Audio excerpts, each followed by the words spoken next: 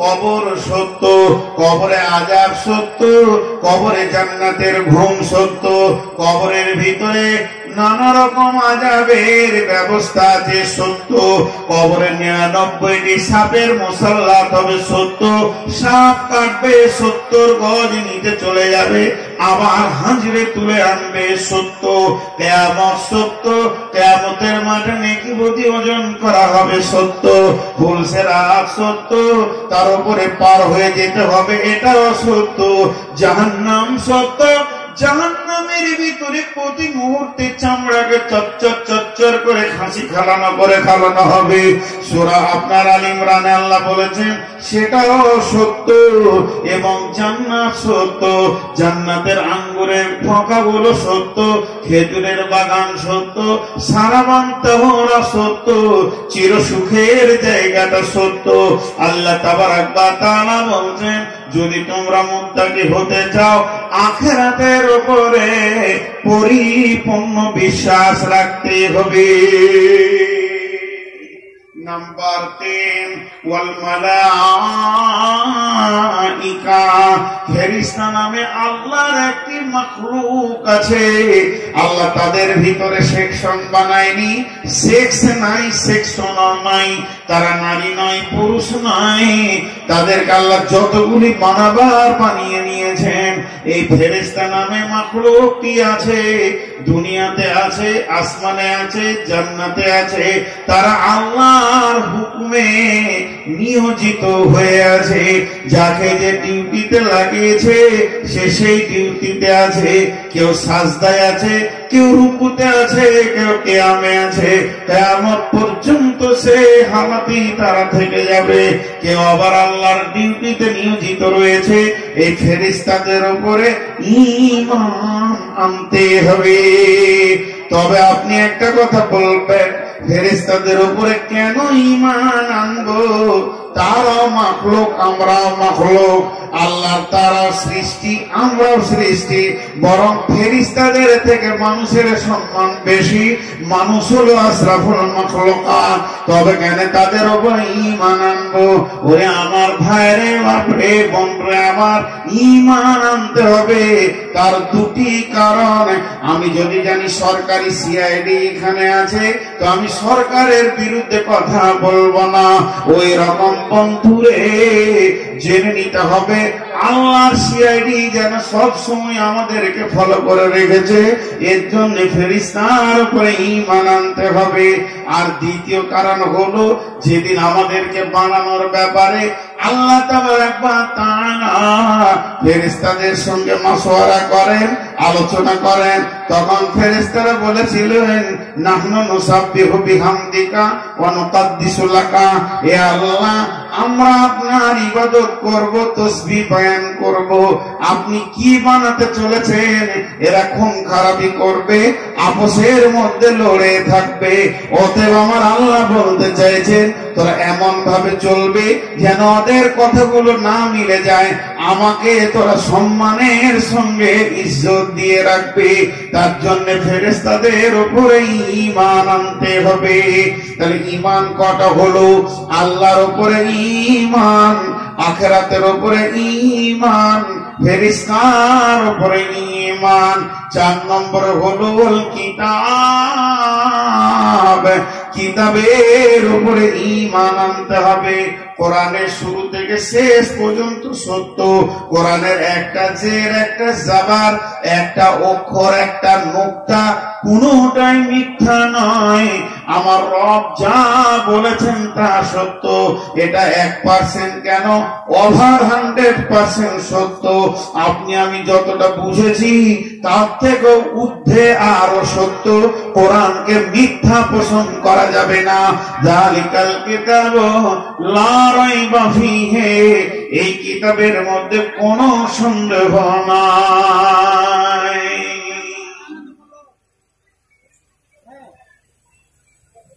কোরআন সত্য, এর উপরে বিশ্বাস রাখতে হবে। বিশ্বনবী লিখতে পড়তে জানতেন? বিশ্বনবী লিখতে পড়তে জানতেন? জানতেন না। কেন ওনাকে অক্ষর দেওয়া হয়নি? কোরআন সত্য প্রমাণ করার জন্য অক্ষর দেওয়া হয়। যদি উনি লিখতে পড়তে জানতেন তাহলে মানুষ বলতেন যে কোরআনটা আল্লাহর কালাম নয়, এটা নবী মোহাম্মদ দু কলম লিখে দিয়েছে। এটা কাউকে বলতে দেবেন না আল্লাহ, ওই জন্য আল্লাহ রসুলকে আল্লাহ অক্ষর দিলেন না যে তুই চুপ থাক, আমার যা পৌঁছাবার তোকে আমি পৌঁছিয়ে দিয়েছি, জ্ঞানের শীর্ষস্থানে তোকে দিয়ে দিব, আমি ডেলিভারি করবো আমি জ্ঞান। অতএব কোরআন হলো চির সত্য, এর ভিতরে কোনো ভুল, যারা বলেন এর ভিতরে কোনো ভুল, খালি একটা মেয়ে ভুল খুঁজে পেয়েছে। ওই মেয়েটার নাম কি? কে কে নাম নিয়েছেন? গোসল করে ঘর ঢুকবে, নাম নিতেছে না, গাছ শুনলে না পাক হয়ে যাবে, এত জঘন্য। কোরআনের উপরে দৃঢ় বিশ্বাস রাখতে হবে। 5 নম্বরে পৃথিবীর বুকে যত নবী এসেছিলেন সত্য না মিথ্যা? যারা বলেন বিশ্ব নবী সত্য নবী ছিলেন না মিথ্যা নবী ছিলেন? অতএব নবীদের উপরে দৃঢ় বিশ্বাস রাখতে হবে। কোন নবী মিথ্যা নবী ছিলেন না। বুঝে এলো? কোন নবী মিথ্যা নবী ছিলেন কি কোন নবী? হ্যাঁ, এটা মজার কথা শোনাই। এক ঘোড়াওয়ালা ঘোড়া বিক্রি করতে যাচ্ছে হাটে, আর আল্লাহ রসুল পেরিয়ে যাচ্ছেন, আর আল্লাহ রসুল ঘোড়ার বিজনেসও করেছেন। ওই দাঁড়াও, বিধর্মী ছিল, ইহুদি। তো বলছে তুমি ঘোড়া বিক্রি করবে? বলে হ্যাঁ, আমি বিক্রির জন্য নিয়ে যাচ্ছি। কত নেবে বলো? কত দিরহাম নেবে, কত দিনার নেবে? কথা বলতে বলতে বলতে বলতে একটা জায়গায় সেট হয়ে গেল। কথার কথা ধরেন 20 দিরহাম কমপ্লিট। নবীজি বললেন শোনো, এইদিকে হচ্ছে হাট, গেছিল এইদিকে, আর নবীজি আসছেন এইদিকে, ওর বাড়ি, তার ওই দিক থেকে চলে এসছে, আর নবীজি যাচ্ছেন এইদিকে। তো এবার ঘোড়াওয়ালার সঙ্গে যখন দাম হলো, তাহলে আর হাট যাবে না। বলি তুমি আমার ঘোড়াটা, তোমার ঘোড়াটা নিয়ে এসে আমার ঘরের ঘোড়াটা বেঁধে দাও, আর আমার কাছ থেকে টাকা নিয়ে চলে যাও। ওখান থেকে ও ঘুরলো, এবার রসুলের পেছনে যাচ্ছে। যাচ্ছে কেন? দান হয়েছে বলি তো যাচ্ছে। দানটা কমপ্লিট না হলে যেত না, যাচ্ছে। কিছু দূর গেছে, 2-10-20 পা হেঁটেছে, এমন সময় ওই দিক থেকে আর একটা মোনাফিক মানে ডেঞ্জারাস মাল হেঁটে আসছে। ইশারা করছে, কত হলো? ও ইশারায় বলে দিলে যে 20 মতো হয়েছে। ও তখন এরকম ইশারা করে দিলে আরো 2 পা দিলে, বাস। এমনিতে তো কাকের বেঈমান। তারপরে আবার মুনাফিক খুঁচা মেরে পাম দিয়ে দিয়েছে। তখনও পেছন থেকে নবীজিকে বলছে, ইয়া রাসূলুল্লাহ, দামটা ঠিক করে নিলি ভালো হতো।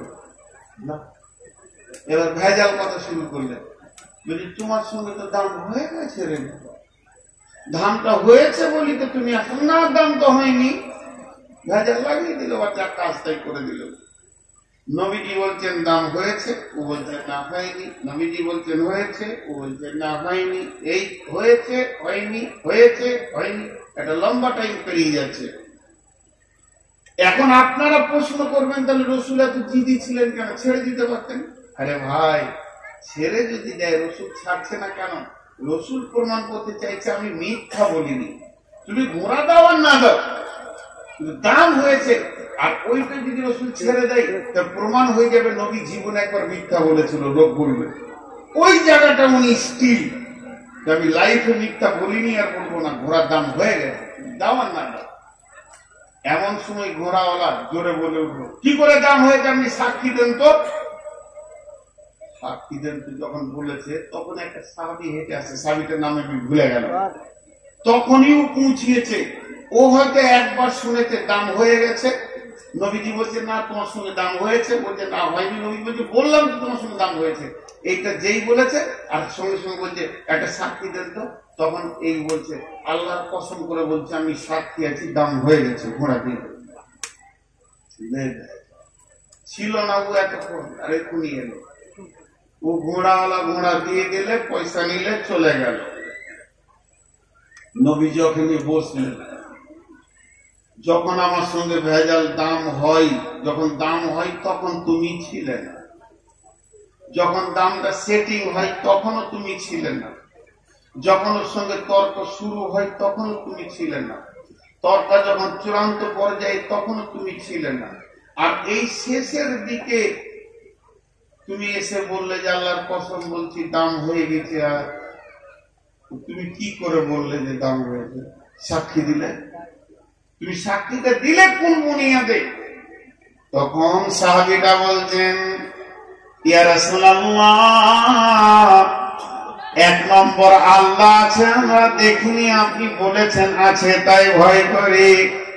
জান্নাত আছে জাহান্নাম আছে আমরা দেখিনি, আপনি বলেছেন তাই মেনে নিয়েছি। আপনি বলেছেন এই দিকে সাজদা কর, রবকে পাবি, এই দিকে করিস না তো ওই দিকে করছি। জিন্দেগিটাই তো আপনার ওপরে দিয়ে দিয়েছি।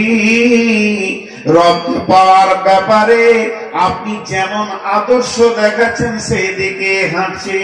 শুধু তাই নয়, কোরআন বলছে আমার সমস্ত নবী সত্য, কোন নবী মিথ্যা নয়। অতএব আমি যখন পৌঁছালাম আপনাকে নবী বলে মেনে নিয়েছি, আপনার নামের কালেমাটা পড়ে নিয়েছি, আপনার রিসালাতের সাক্ষী দিয়ে দিয়েছে। আর আমি পৌঁছালাম আপনার জবান থেকে বের হয়েছে, দাম হয়েছে কোরআনের যতগুলি আয়াত আপনি বলেছেন আমরা মেনে নিয়েছি, এগুলো আল্লাহর খবর। তাহলে সবগুলি কি মিথ্যা হয়ে যাবে? না, যখন আপনাকে সত্য নবী বলে মেনেছি, আপনার জীবন সত্য, আপনার প্রত্যেকটি শব্দ সত্য। অতএব আপনি বলেছেন দাম হয়ে গেছে, আর সঙ্গে সঙ্গে আমিও বিশ্বাস করেছি দাম হয়ে গেছে। নবীজি ওই সাহাবীর নাম করে বললেন, যে কাজে সাক্ষী দেবে দুটো লোকের সাক্ষী দেওয়ার সমান এর ফজিলত থাকবে। তাহলে প্রত্যেকটা নবীর উপরে বিশ্বাস রাখতে হবে। আমরা তো ইমানদার যে কটা আছি মুসলমান, সত্য নবী তো মেনে নিয়েছি, তারপরে তো ইমানদার হয়েছি।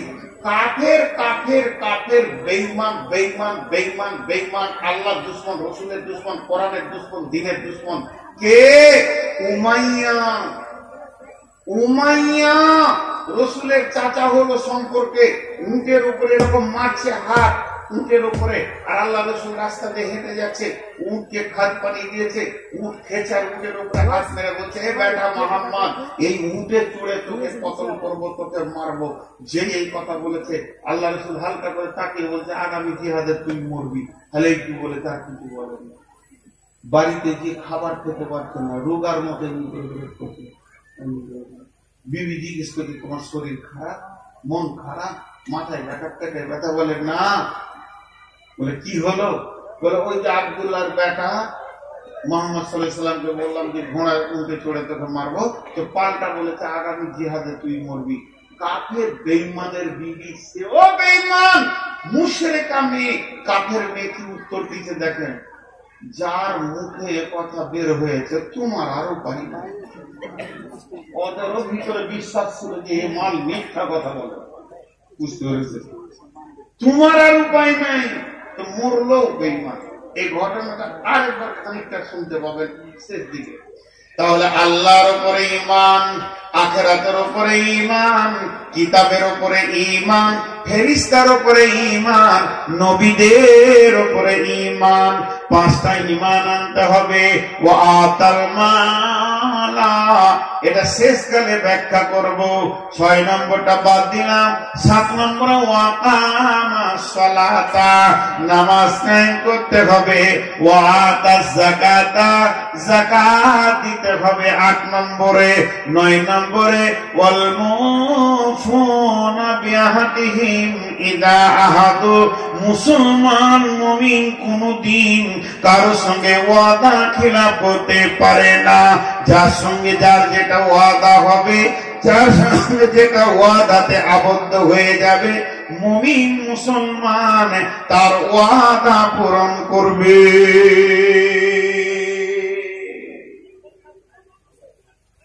আবার ওই উমাইয়ার ঘটনাটা আসছে, ওয়াদা পূরণ করবে।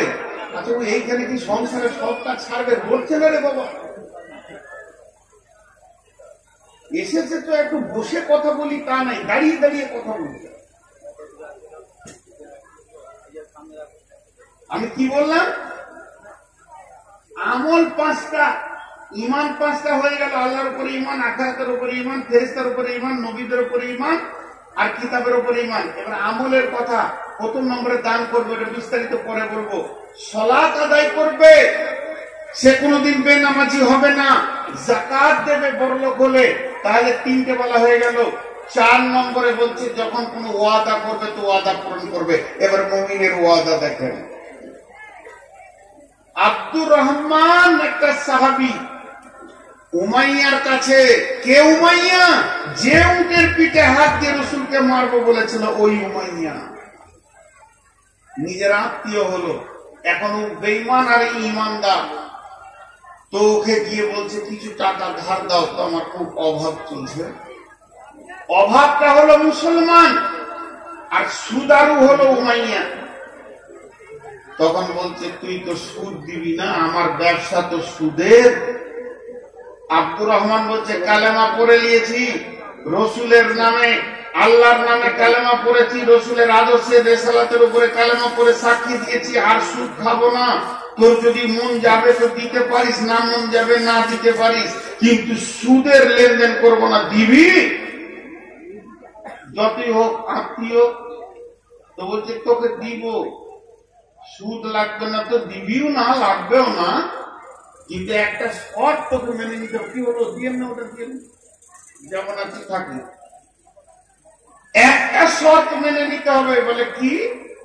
বলে আমি যেদিন খুব জানের খাতরার বিপদে পড়ে যাব, সেই দিন তোর জানকে দিয়ে যতদূর পারবি আমাকে বাঁচানোর চেষ্টা করতে হবে, তোর চেষ্টায় যেন ত্রুটি না থাকে, এই শর্তে তোকে ঋণ দিব।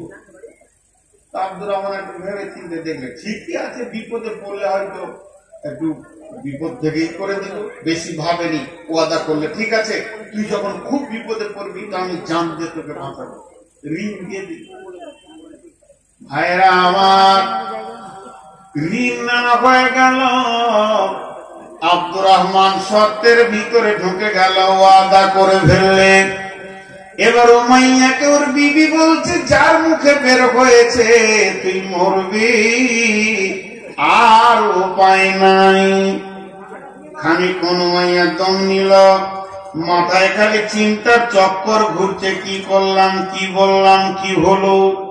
একটু পরে দমটা নিয়ে একদম নিজেকে মজবুত করে উঠে বলছে খেপি রে, তোর তো কোনো হুঁশ নাই, তুই মোটা বুদ্ধি মেয়ে মানুষ, তাই বলছিস আগামী জিহাদে আমি মরবো। নবী মুহাম্মদ বলে দিয়েছে কোনো উপায় নাই, তবে আমার ফয়সালা শুনেলে না থাকবে বাঁশ না বাজবে বাঁশরি, আগামী জিহাদে আমি যাব না তো মরবো কি করে। কয়েকদিন পরেই যুদ্ধ শুরু হলো। জি, বদর। যেই যুদ্ধ শুরু হলো, যেই যুদ্ধ শুরু হলো, যুদ্ধর খবর যখনই উমাইয়ার কানে পড়েছে, ও বাড়ির ভিতরে একটা লম্বা চাদর ঢাকা শুয়ে গেছে। দেখেন কাফেররা সব শুনছে, এসছে ও এসছে, ওই এসছে, ওই এসছে, অমুক এসছে, অমুক এসছে। উমাইয়া কই? ও আবার দলের শের সারু, সে কই? বুঝি বাড়িতে আছে, দুইজনকে পাঠিয়ে দেখে নিয়ে। বাইরে থেকে ওর দরজা থেকে ডাকছে উমাইয়া,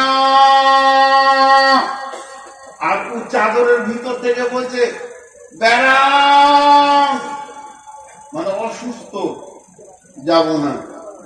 যখনই দুবার ডেকেছে আর ও বেড়াম বলে দিয়েছে, তখন এরা দুজন 3টে কথা বলছে, বুখারীর হাদিস, আর প্লাস্টিক ফাইজার করা। উমাইয়া রে, তোর মতো পিঠটা যদি ব্যারাম বলে জিহাদের ময়দানে না যায়, তাহলে তোদের বহু বেটিগুলোকে মোহাম্মদকে দিয়ে দেগা, তাহলে তোদের অস্ত্রগুলোকে মোহাম্মদকে দিয়ে দেগা, আর তোদের সম্পদগুলো মোহাম্মদের হাতে দিয়ে গোলামি গ্রহণ করে নে। এই কথা যেই বলা, উমাইয়া বলছে আর শুনতে পারলাম না, বাপদাদার দেবদেবী গুলোকে তোরা লাত মেরে ফেলে দে। উমাইয়া বলতে শুনতে পারলাম না, ঝেড়ে তলোয়ারটা নিয়ে উঠলো, জিহাদের ময়দানে গিয়ে যেই পৌঁছালো, আর উমাইয়াকে দেখে নিয়ে বেলাল এমনি করে তলোয়ারটা বের করে নিয়েছে। আর বেলালের তলোয়ারের ঝিলিক উমাইয়ার চোখে যখন পড়েছে, উমাইয়া তখন এই দিকে সরে গেছে, বেলালের নজর ওই দিকে গেছে। উমাইয়া বামে গেছে তো বেলালের নজর বামে গেছে। মাছে যেমন টোপ দেখে নেই, বেলাল উমাইয়াকে দেখে ফেলেছে। খালি রসুলের হুকুম, যেই নারা লেগে গেল, জিহাদ শুরু হলো। উমাইয়া খালি উটের দড়িটাকে পাছাড়ে নিয়ে নিয়ে বেড়াচ্ছে। অবস্থা খারাপ দেখলে উটে চড়ে পালিয়ে যাব, কিন্তু এদরতে বেলাল এত জোর সিংহের মতো হুঙ্কার দিয়ে চলে গেল, তাড়াতাড়ি করে উটে চাপতে পারলো না, বালুতে দৌড়তে শুরু করে দিল। আর আব্দুর রহমান রিং নিয়েছিল, সে যখন দেখছে উমাইয়ার জানের ওপরে বেলাল দৌড়ছে, তখন ও নিজের ওয়াদা পূরণ করার জন্য হযরত আব্দুর রহমান তলোয়ার ফেলে দিয়ে আর উমাইয়াকে বাঁচানোর জন্য দৌড়ছে। উমাইয়া বালুতে দৌড়তে দৌড়তে দৌড়তে দৌড়তে একসময় উবুর হয়ে পড়ে গেল। আর বেলাল তলোয়ারটা তুলেছে, কোপ মারবে, এমন সময় আব্দুর রহমান শুয়ে গেল। এর নাম মুসলমান। মুসলমান যা ওয়াদা করবে তা পূরণ করবে, মুসলমান ওয়াদা খিলাফ করতে পারে না। এবার হযরতে বেলাল দেখছে আর তো কোপ মারা যাবে না, তাহলে আব্দুর রহমানের মনটা অন্যদিকে ঘুরিয়ে দিয়ে হযরতে বেলাল কথা বলতে শুরু করে দিল। ঘন ঘন কথা বলছে, ভাই তুমি ঋণ নিয়েছো, ভাই তুমি ওকে বাঁচানোর জন্য এসেছো, ঠিকই করেছো, তুমি মুসলমান, তোমার ওয়াদা ফেল করলে হবে না। কথার ভিতরে গোলতাল পাকিয়ে রেখে এরই ভিতরে বেলাল কখন তলোয়ারটা বালুর ভিতরে ভরে দিয়ে ভিতরে ভিতরে কাজ করে দিয়েছে। আব্দুর রহমান দেখতে পাইনি। উমাইয়া মরলো, রসুলের কথা সত্য হলো, আর আব্দুর রহমান তার ওয়াদা ঠিক রাখলো, আর বেলাল তার বীরত্বের কাজ করলো। অতএব মুসলমান ওয়াদা খিলাফ করতে পারে না। আর 5 নম্বর হলো ওয়াসাবিরিনা ফিল বাসাই ওয়াদ-দাররাই ওয়া হিনাল বাস। আর বিপদ আপদে আর জিহাদের ময়দানে ধৈর্য ধারণ করতে হবে। কটা হলো? 5টা হয়ে গেল। ধৈর্য সবর করতে হবে। তাহলে 1 নম্বরে মাল দান করতে হবে, 2 নম্বরে আপনার নামাজ পড়তে হবে, 3 নম্বরে যাকাত দিতে হবে, 4 নম্বরে ওয়াদা পূরণ করতে হবে, 5 নম্বরে ধৈর্য ধারণ করতে হবে। টোটাল 10টা একবার গুনিয়ে দিই। আল্লাহর উপরে ঈমান, আখিরাতের উপরে ঈমান, ফেরেশতার উপরে ঈমান, কিতাবের উপরে ঈমান, নবীদের উপরে ঈমান, মাল দান করতে হবে, নামাজ পড়তে হবে, যাকাত দিতে হবে, ওয়াদা পূরণ করতে হবে। যখন কার সঙ্গে ওয়াদাতে আবদ্ধ হয়ে যাবে এবং বিপদ আপদে ধৈর্য ধারণ করতে হবে। জিহাদের ময়দানে যখন এই 10টা গুণ কারো ভিতরে এসে যাবে, আমার রব বলছেন উলাইকাল্লাযীনা সাদাকু ওয়া উলাইকা হুমুল মুত্তাকুন। এরাই হলো প্রকৃত সত্য, আর এরাই হচ্ছে মুত্তাকি।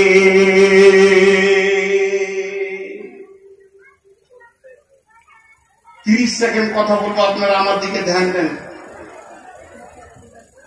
আজকে টোটাল বক্তব্যটা 30 সেকেন্ডে বলবো। প্রথম বলেছি তাকওয়া মানে ভয়, মুত্তাকি মানে ভীতু। আর ভীতু হলে কোরআন থেকে লাভ নিবে, হাসতে হাসতে জান্নাতে যাবে, ফল ফ্রুটে থাকবে। আর ভীতু কারা? যার ভিতরে 10টা গুণ আছে, 5টা ঈমান, 5টা আমল। ঈমান 5টা, আল্লাহর উপরে ঈমান, আখিরাতের উপরে ঈমান, ফেরেশতার উপরে ঈমান, কিতাবের উপরে ঈমান, নবীদের উপরে ঈমান। আমল 5টা, মাল দান করবে, নামাজ পড়বে, যাকাত দেবে, আর ওয়াদা পূরণ করবে, আর বিপদ আপদে ধৈর্য ধারণ করবে, এই গুণ যার ভিতরে থাকবে, আমার আল্লাহ বলছেন সেই হলো প্রকৃত সত্য, আর তিনি হলেন ইমানদার, তিনি মুত্তাকি। আমরা সকলে মুত্তাকি হতে পেরেছি।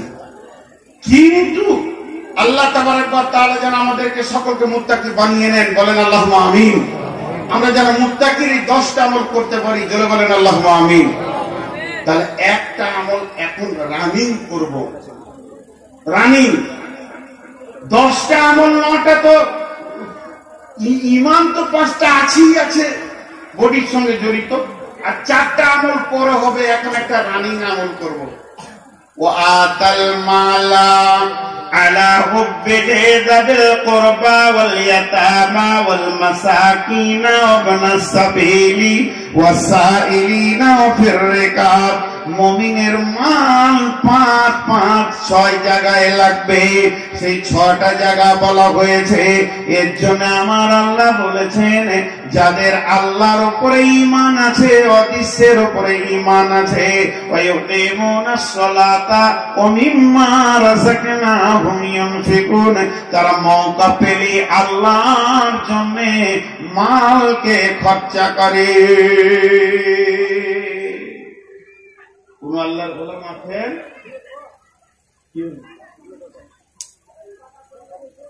কোন আল্লাহর গোলাম আছেন ঈদগাহের জন্য কিছু দেবেন? কানা আমি চোখে দেখি, কিন্তু বুঝতেই পারছেন যে আমার ভাষাটা কোন দিকে দেখছি। ইমাম সাহেব খুতবা পড়তে শুরু করে দিয়ে বিয়ে করবো, তো বলছে বউটা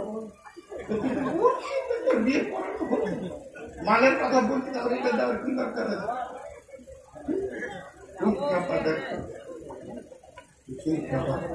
জি ভাই, কে আল্লাহর গোলাম আছেন? 2000, 10,000, 5,000, 20,000, 50,000, 1,000, 10 টাকা, সব রকমই বললাম। বলেন, বেশি নয়, আমি মাত্র 10টা মিনিট আপনাদের কাছে থাকবো। আল্লাহর জন্যে, আল্লাহর জন্যে, মহব্বতে, দিনের জন্য, ঈদগাহের জন্য কেউ দিবেন কিছু? নগদ দেবেন তাও বলেন, বাকিতে তা বলে এখন খুলতে আসবে না, দাম শুদ্ধ রেকর্ড করতে হবে। চুপ করে বসে, আর সেই মালটা এসছে রাজগ্রামের মালটা, ওকে আমাকে ধরে দাও তো, ট্যাং হাত পা কাটবো। যার তুমি করে খাও তার তুমি বদনাম করো। আগামী বছর থেকে ইউটিউবার থাকতে দিব না একটাও, নিজেই বিজনেস করবো, লুটে খাবো দুনিয়াতে। হ্যাঁ, আমি বলছি জান্নাতের হুর পাবে যার, সে বলে দিয়েছি 4টা ন্যাংটা মেয়ের পাশে রাখিয়ে দিয়ে, ওকে কি কে পয়সাটা দিল? বেনামিতে 5,000 টাকা। দেখেন মাশাআল্লাহ। আর কেউ আছেন? আর কেউ আছেন?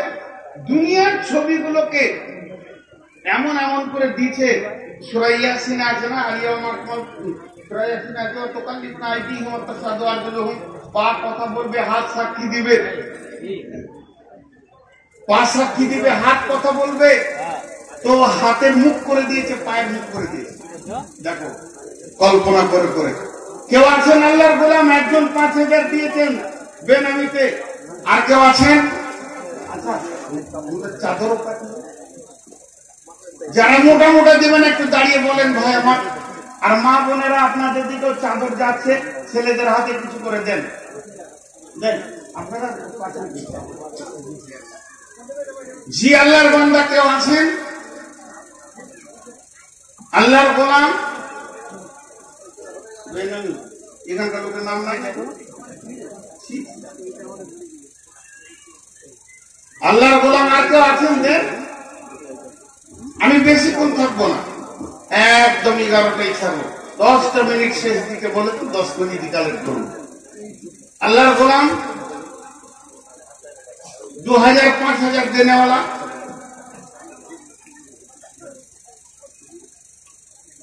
মাশাআল্লাহ, দেন।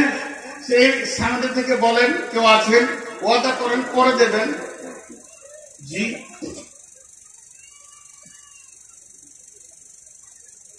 আল্লাহর জন্য দেবেন। ঈদগাহ একটা মসজিদ, সালাতের জন্য সেখানে আমরা যাই, খুশির সালাত ঈদের দিনে পড়ি। জি 1000 2000 বলেন, 5000 10,000 বলেন, 1000 2000 5000 10,000 যে যেমন পারবেন, 500 বলেন। মাশাআল্লাহ দেখা আসছে। জি আল্লাহর গোলাম আর কেউ আছেন? এখান থেকে ত্যাগ ঘড়ি কত দূর? ত্যাগ ঘড়ির কেউ আছে নাকি? জালসা কমিটি কেউ আছে? কালকে তো ত্যাগ ঘড়ি কত দূর?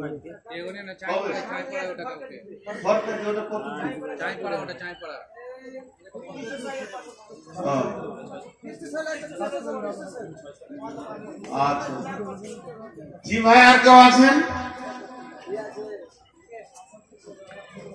ইউটিউবার দাও 2000 করে।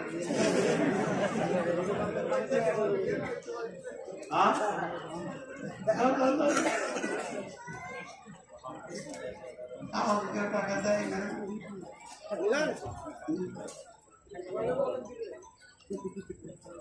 না বলে বলো 10 টাকা বিনা বলে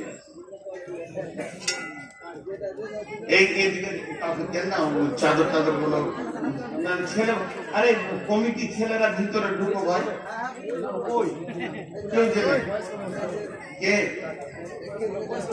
আচ্ছা বলছি হাতে হাতে নিয়ে নেন কমিটি ছেলেরা। আরে এমনি হাতে হাতে নিয়ে নেন, হাতে হাতে অনেক টাকা নেওয়া হয়। ভিতরে ঢুকেন, যে যা দেবে। দেখেন আপনাদের কাছে চাদর যাচ্ছে, যার কাছে যা আছে কিছু করে চাদরে দিয়ে দেন, চাদরে দিয়ে দেন। যার কাছে যা আছে চাদরে দিতে থাকেন। একটা চাদরে হবে না, আরো 2-4টা চাদর দেন। এমনি ঢুকে গেলেও তো দিয়ে দেবে ভাই। টাকাগুলো তো এরকম খুলে দেবেন, হাতে হাতে অনেক টাকা চলে আসবে। যান না, যান তাড়াতাড়ি যান। কমিটি ছেলেরা করে বাবা যাও শোনা মানে হাতে হাতেও নিয়ে নেন। হ্যাঁ হাতে হাতে নেন, হাতে। যারা দান করবেন টাকাগুলো খুলে দেন, ওনাদের হাতে ধরতে সুবিধা হবে। দেন এই ছেলেগুলোর হাতে দেন, চটচট করে দেন, যার কাছে যা আছে দেন, আর আল্লাহর জন্য দেন। মাশাআল্লাহ জাযাকাল্লাহ। আল্লাহ তোমার এক বান্দা 500 টাকা দান করলো আল্লাহ, আর একজন 5000, একজন 1000, আর 500 করে 3-4 জন দান গুলো আল্লাহ তুমি গ্রহণ করে নাও। আল্লাহ দানের বরকত তুমি দান করবে, এর বদলা দান করে আমাদের জাযায়ে খায়ের দান করেও। দুনিয়াতে আল্লাহ তুমি ব্যবসা বাণিজ্যে লাভ দাও, সুস্থ শরীর দিও। কঠিন কিয়ামতের দিনে আরশে নিতে ছায়া দিয়ে আল্লাহ পুরস্কার পার করে জান্নাতের মেহমান বানিয়ে নিও। মা বোনেরা আমার, আপনারা যে যা পারবেন আল্লাহর জন্য দেবেন, আল্লাহর মহব্বতে দেবেন। জাযাকাল্লাহ হাইয়াকাল্লাহ বারাকাল্লাহ আলহামদুলিল্লাহ। এর বান্দাকে দান করেছে মাহবুব, তুমি দানকে কবুল করে নাও। দান করে আল্লাহ তুমি তোমার দিনের জন্য কবুল করে নাও, আল্লাহ তোমার ঘরের জন্য কবুল করে নাও। এবং এই দানকারীদেরকে আল্লাহ রুজি রোজগারে বরকত দাও, সুস্বাস্থ্য দান করিও। ইয়া আল্লাহ যার ঋণ আছে ঋণ শোধ করে দাও আল্লাহ। যে আল্লাহ আল্লাহ অভাবের মধ্যে রয়েছে তুমি বরকত দাও, অসুস্থ আছে আরোগ্য দান করো। মাহবুব তুমি দিনের উপরে চলার তৌফিক দিও। লার দান করেছে মা বোনদেরকে পর্দার উপরে থাকার তৌফিক দান করিও। জাযাকাল্লাহ হাইয়াকাল্লাহ বারাকাল্লাহ আলহামদুলিল্লাহ। জাযাকুমুল্লাহ হাইয়াকুমুল্লাহ। ইয়া আল্লাহ দানগুলোকে তুমি গ্রহণ করে নাও, আমিন আল্লাহুম্মা আমিন। আর যেটা পারবে দেন। 1000 টাকা দেন। আল্লাহ আর কেউ আছেন আল্লাহর গোলাম? 1000 টাকা দেওয়ালা আর কেউ আছেন? যদি কেউ থাকেন তো আল্লাহর রাস্তে 1000 টাকা দেওয়ালা দেন, আল্লাহর জন্য দেবেন, আল্লাহর মহব্বতে দেবেন। এই ঈদগাহে নামাজ হবে, মুসলমানদের ঈদগাহ, সেটাও তো একটা মসজিদ ভাই আমার। মাশাআল্লাহ। যার কাছে চাদর যাচ্ছে একজনও 1টা টাকা দিয়ে অন্তত শরীক হন, 10টা টাকা দিয়েও শরীক হন।